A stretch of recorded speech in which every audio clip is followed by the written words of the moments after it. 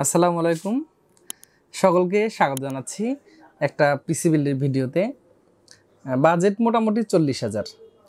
তো আসলে আমি পিসি যেহেতু অনেকে ক্রয় করেন, তো এটাতে আমি যেটা দেখেছি আমাদের দেশে সবচাইতে বেশি বাজেট হচ্ছে 30 থেকে 40,000 টাকা। মানে এই বাজেটের পিসি যারা স্ট্যান্ডার্ড ইউজার, বিশেষ করে যারা একটু প্রফেশনাল কাজকর্ম করতে চান, তারা আসলে এই ধরনের বাজেটটা একটু বেশি করেন। আর যারা একটু হয়তো আরও একটু কম দামে নিতে চান, তারা হয়তো 20-25,000 টাকা নিতে চান, এরকম একটু আমরা এটাও দেখেছি বেশি। তো আজকের একটা ভিডিও শুধুমাত্র একটা কমপ্লিট পিসি উইদাউট মনিটর বাদে ধরেছি আমরা এখানে। তো 40,000 টাকার আশেপাশে।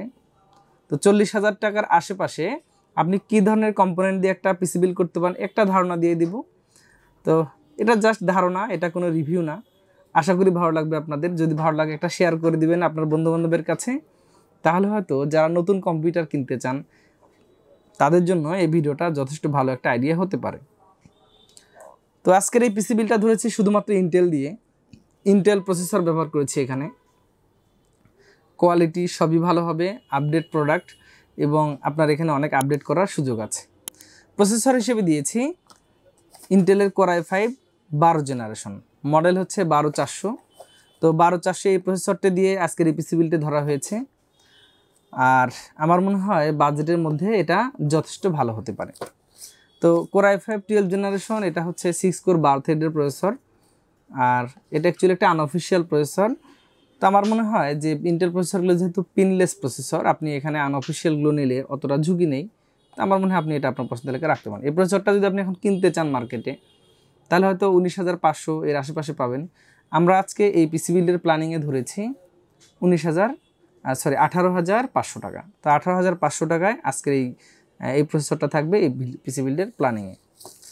তো এরপরে চলে আসি আদার্স কম্পোনেন্টগুলো। আদার্স কম্পোনেন্টের মধ্যে আমি একটা মাদারবোর্ড দিয়েছি এখানে ইএক্স সিরিজের।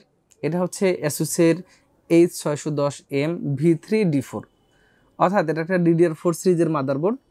বাজেটের মধ্যে যথেষ্ট ভালো আছে। এটাতে HDMI পোর্ট আছে। তবে একটা কথা বলে রাখি, যারা হয়তো চান যে আমার VGA পোর্ট লাগবে অথবা DVI পোর্ট লাগবে, তাদেরকে এই মাদারবোর্ডটা স্কিপ করতে হবে, অর্থাৎ এটা নেওয়া যাবে না। তো আমার মনে হয় যে বাজেটের মধ্যে ঠিক আছে। এই মাদারবোর্ডটা কিনতে গেলে আপনাকে 10,900 এর আশেপাশে খরচ করতে হবে। আজকের এই পিসি বিল্ডের প্ল্যানিংয়ে আমরা ধরেছি 10,800 টাকা। অফিসিয়াল অথেন্টিক একটা মাদারবোর্ড, 3 ইয়ার্স ওয়ারেন্টি আছে। যদিও অ্যাসুসের ভাষ্য যে তারা রিপ্লেসমেন্ট ওয়ারেন্টি প্রোভাইড করে, আমি তাদের সাথে একমত হতে পারিনি এখন পর্যন্ত। কারণ তারা যদি রিপ্লেসও দেয়, দেখায় অনেক সময় একটা পুরাতন ইউজড বোর্ড একটা দিয়ে তারা রিপ্লেস দেয়। তো এটা আসলে আমার মোটেই পছন্দ না। যদি রিপ্লেস বলা হয়, নতুন একটা বোর্ড দিলে হয়তো আমি বেশি ভালো লাগতো আমার দর্শকদের জন্য। তো যাই হোক, তারপর হয়তো রিপ্লেস দেওয়ার চেষ্টা করে, এটাতেই বিশাল ব্যাপার। আর ওয়ারেন্টি তো 3 ইয়ার্স থাকছেই। তো এরপরে চলে আসি একটা পাওয়ার সাপ্লাই। পাওয়ার সাপ্লাইটা আমি একটা ভালো দিয়েছি, কারণ হলো যে আমি কেসিং হেড হিসেবে দিয়েছি ওভো ব্র্যান্ডের। এটা 3200 টাকার আশেপাশে পেয়ে যাবেন। হোয়াইট কালার, সামনে 3টি ফ্যান আছে, পিছনে একটি ফ্যান আছে। কেসিং অনেক ধরনের আছে মার্কেটে, আপনি আপনার পছন্দ মতো যেটা মন চায় সেটাই নিতে পারেন। এটা জাস্ট একটা প্রাইজিংটা বোঝানোর জন্য আমি দিয়েছি। এটা ডাজেন্ট ম্যাটার, এটা কোনো ব্যাপার না।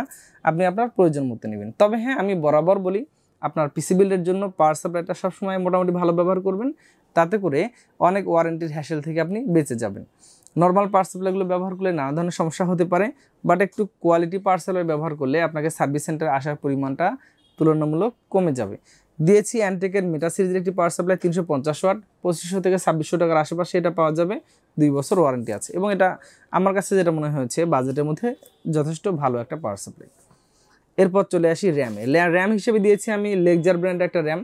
আর এটা প্রোডাক্ট লাইফ টাইম ওয়ারেন্টি আছে। এটা একটা অথেন্টিক প্রোডাক্ট, বাংলাদেশ মার্কেটে খুব রিপুটেড একটা প্রতিষ্ঠান ইম্পোর্ট করছে।